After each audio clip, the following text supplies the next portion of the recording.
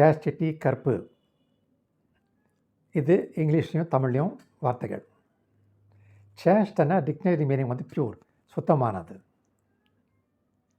நம்ம பொதுவாக என்ன சொல்கிறோம், இந்த சுத்தமானது வந்து எது, உடல் சார்ந்தா எடுத்துக்கிறோம்.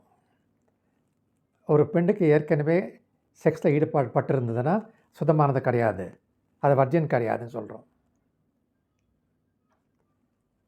ஒரு பெண்ணு கல்யாணத்துக்கு முந்தையே ஒருத்தனோட செக்ஸை வச்சுருந்தது, ஆனால் மனப்பூர்வமாக இன்னொருத்தனை நேசிக்குது அல்லது காதலிக்குது.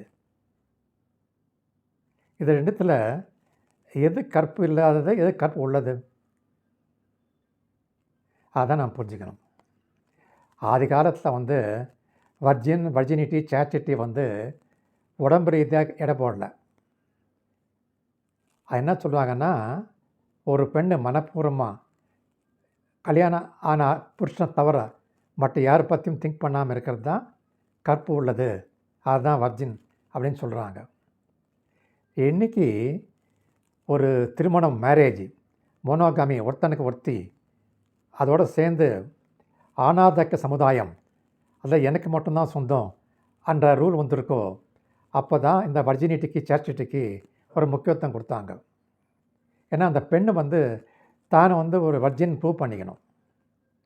அந்த நிலைமை வந்த பிறகு தான் இந்த கன்னித்தரை பொறுத்து நிறைய சந்தேகங்களும் விஷயங்களும் வெளியே வந்திருக்கு. இப்போ உங்களுக்கு தெரிஞ்சிருக்கும், ஒரு கன்னித்தரை கிளியறதுக்கு காரணங்கள் செக்ஸ் மட்டும் கிடையாது.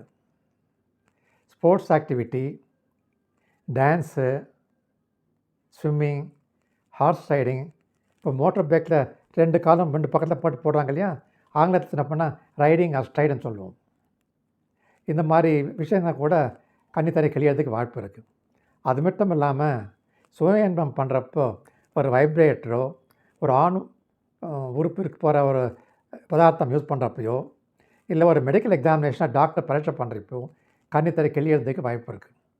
அது மட்டும் இல்லை, ஒரு 4% பெண்களுக்கு பிறப்புலேயே கன்னித்தரை இல்லாமல் இருக்கலாம். இது மாதிரியெல்லாம் இருக்கிறப்போ எப்படி கன்னித்தரை இருந்தால் தான் அது வர்ஜின், இல்லைன்னா வர்ஜின் கிடையாதுன்னு சொல்ல முடியும்?